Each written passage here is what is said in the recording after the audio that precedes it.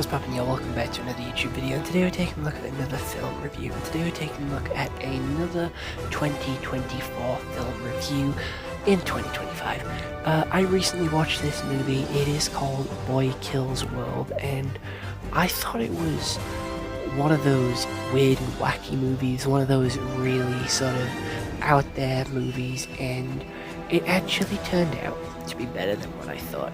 I saw the trailer for this one, and it had some actors and actresses which I quite liked in it, so I decided to give it a watch. The actor that I knew is It, or Pennywise from the movie It. He is also in The Crow, and you know, the lady that is in it that plays June 27, she was also in Happy Death Day 1 and 2, which we took a look at a couple of days ago here on the channel as well. Without any further delay, let's take a look at what Google has to say. So, Boy Kills World is a 2023 action thriller which is 1 hour and 51 minutes. It has a 6.4 out of 10 on IMDb and a 59% on Rotten Tomatoes. You can watch this on YouTube, Google Play, or Amazon Prime. Boy is a mayhem machine who's been training to assassinate the bloodthirsty Hilda Vanderkoy and avenge his family's murder. Guided by his sister's mischievous spirit, Boy uncovers one stunning revelation after another as he barrels towards Hilda. So that's what Google says. However, what actually happens is, how the story starts off is with a kid's parents being killed by the government, because they're not a big fan of the government. And he then is being trained in a forest by a crazy old man having drugs blown in his face, going absolutely insane. He then fast forwards after training a while, a little bit of a training montage and passing off to his older self. He then goes to town to get some food. He sees the Vanderkites,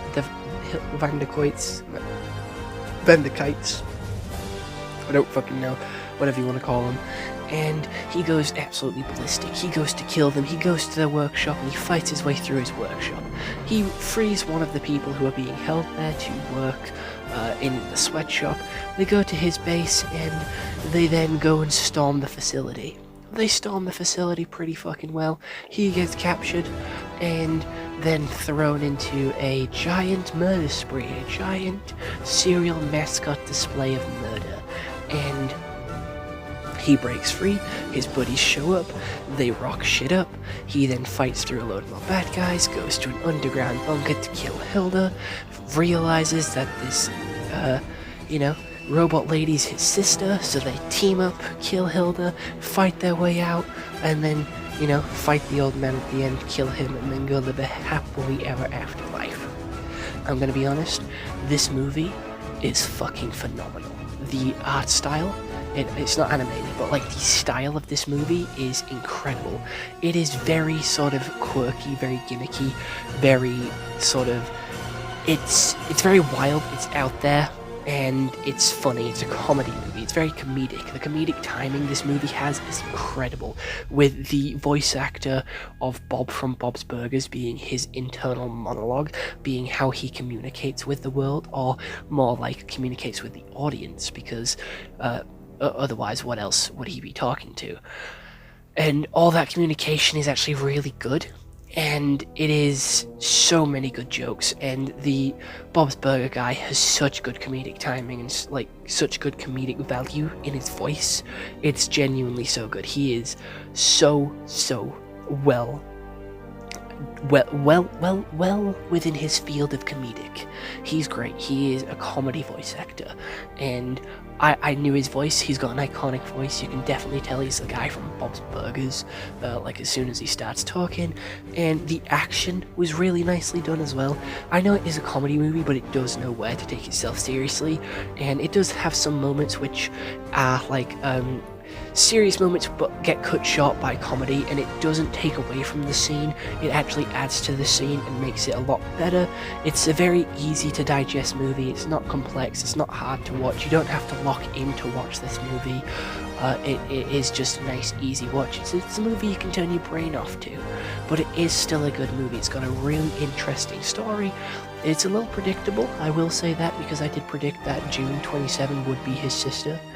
I predicted that from the get-go. As soon as I saw June, I'd be like, oh, that'd be a cool thing if that was his sister. It'd be a cool little plot twist. Boom, it was his sister. It was the plot twist of the movie. And it was a really good plot twist. Like, that was just part of the bigger plot twist, which I genuinely wasn't expecting. I wasn't expecting the drugs that were being blown in his face all the way from the start of the movie to be such a vital point. I just thought it was there for like a comedic effect. But no, it actually played a law point, because though that drug was actually helping the old guy mind control the young one to, you know, believe that he isn't a son of Hilda and he's actually a son of his, which is fucking wild. Gonna be honest, that shit's wild. That shit is absolutely insane. That old guy, I lost all respect for him as soon as we found that shit out. It was insane. Like, the levels he went through to get revenge, and the fact that he took away, like, this little boy's fucking memories and shit. Fucking insane levels of insane. It is insane. Genuinely. Like, what the fuck? Who does that? Who fucking does that? Who goes to a little kid and mind controls them and turns them into a killing machine to kill his own parents? That shit's insane. I would never have thought of that. That is such a good plot twist to have come out of this. That was genuinely a really interesting plot twist, which I genuinely wasn't expecting. So it actually caught me off guard, and I actually really liked it. It was really cool. The cereal mascots were goofy as shit, and fighting them was really cool. I liked the set design, the dystopian world that they didn't really set up. I'm gonna be honest, they was living in a dystopian world where it was the Vanderkoits who were sort of controlling everything and sort of decided everything that happened.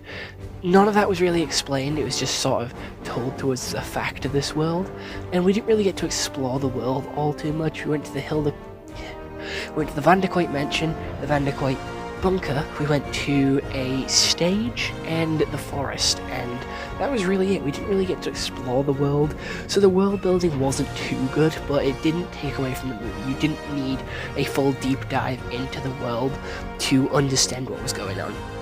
It gave you everything you needed. It gave you the bare minimum, but you only needed the minimum. You didn't need anything extra to understand what was going on. Also, I did not know the girl from Happy Death Day was that jacked. Like, holy fucking shit. Like, they showed off her six-pack, like, the entire movie. Like, she had a jacket on which was there to specifically show off her abs. I didn't know she was that jacked. And I didn't know the main guy was that jacked either. I didn't fucking know Pennywise was fucking ripped like that. If I knew Pennywise was ripped like that, I'd have been more fucking scared of him. Jesus Christ. Like, damn, these two are fucking ripped. You can obviously tell they're sisters. Like, damn. They're fucking ripped to all hell. Costume design was cool though. I liked his red jacket, it was iconic. I liked her yellow jacket as well, it looked very cool. I fucking loved her helmet though. Her helmet was easily one of the best parts of the movie. I loved that helmet. I want that helmet because it said like, fuck you, or eat shit, or it had explosions going off, it had lightning bolts, it had a middle finger being shown up on the front. It was such a good helmet, and one that I definitely would love to have. I would love to wear that helmet, it'd be great. I love those sort of masks which have the sort of pixels on where you can sort of put whatever you want on it. This just took it to a whole nother level and made it a whole lot cooler as well. Especially with like the way it was designed. It looked like it was a Tron helmet with a little bit extra on it, a little bit more personality, a little bit more fleshed out, let's say. And he did remind me of like Michael Jackson's Thriller all the way through the movie. That's all I could think of, like watching this movie, looking at his character design, looking at how he was dressed and how he was constantly covered in blood.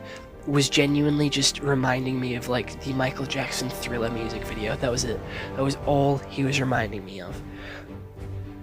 The characters were pretty cool, I will be honest. The characters were all very interesting. They all had their roles to play. Some of them did feel a little bit one note and not fleshed out as much, and others were done really well, like with the one family member being treated like shit at the start and then betraying them towards the end. It just shows character growth, character development, a little bit of change of heart, a little bit of change of sort of what these characters are feeling, gives them a character arc and lets them progress as a person throughout this movie, which I do quite like.